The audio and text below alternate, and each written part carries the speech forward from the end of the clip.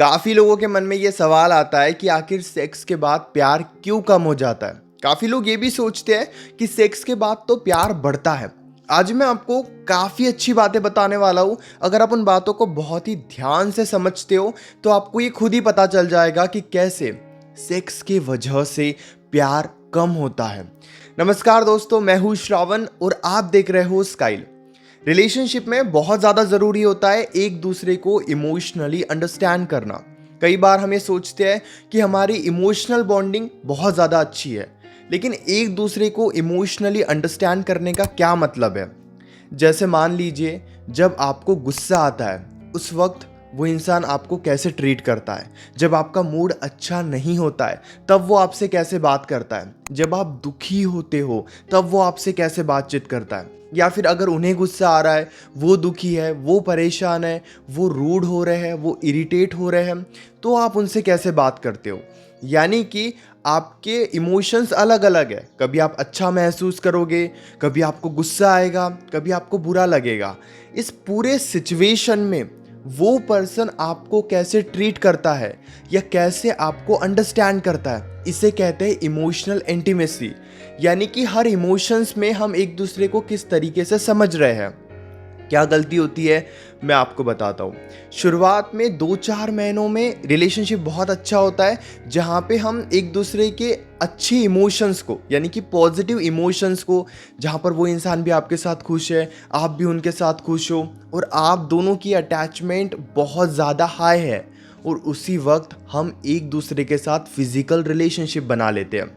यानी कि सबसे बड़ी गलती क्या होती है, जब रिलेशनशिप बहुत अच्छा चल रहा होता है, आपके बीच में कोई गुस्सा नहीं है, कोई फाइट नहीं है, कोई मिसअंडरस्टैंडिंग नहीं है, तब आप फिजिकल रिलेशनशिप बनाते हो।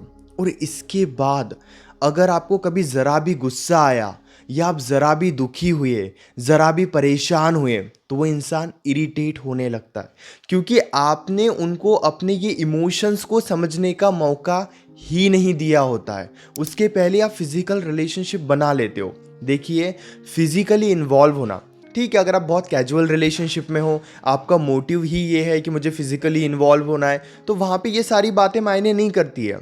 लेकिन अगर आप उनके साथ बहुत सीरियस रिलेशनशिप चाहते हो, अगर आप चाहते हो लॉन्ग टर्म के लिए उनके साथ रहना, उनकी अटैचमेंट आपके लिए बढ़े, उनका प्यार आपके लिए बढ़े, तो पहले उन्हें पूरे तरीके से आपको इमोशनली अंडरस्टैंड करने दो। और यकीन करो, इमोशनली अंडरस्टैंड करने के लिए कम से कम 2 साल का वक्त लगता ही लगता है।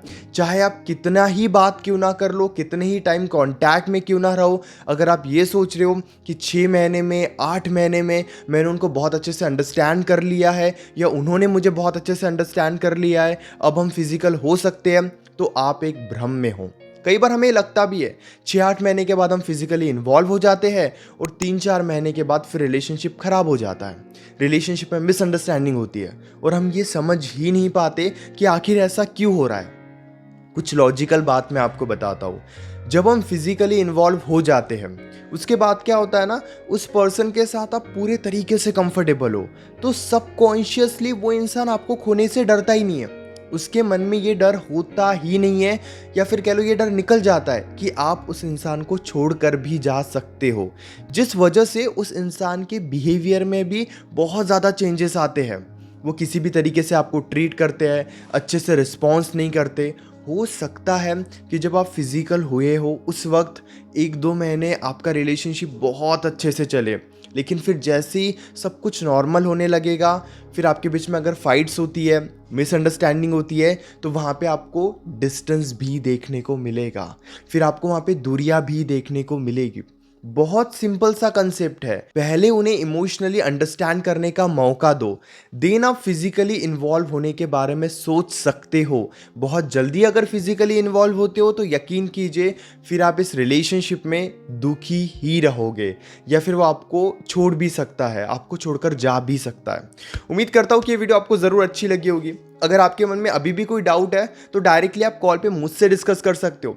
पेड कंसल्टेशन के लिए आप मुझे मैसेज कर सकते हो 9834250097 इस नंबर पर। हमारे बीच में कॉल पर जो भी बातें होगी वो कंप्लीटली सेफ और प्राइवेट रहेगी, इसलिए प्राइवेसी की भी कोई टेंशन मत लीजिए। और हाँ, चैनल को भी जरूर सब्सक्राइब कर लीजिए।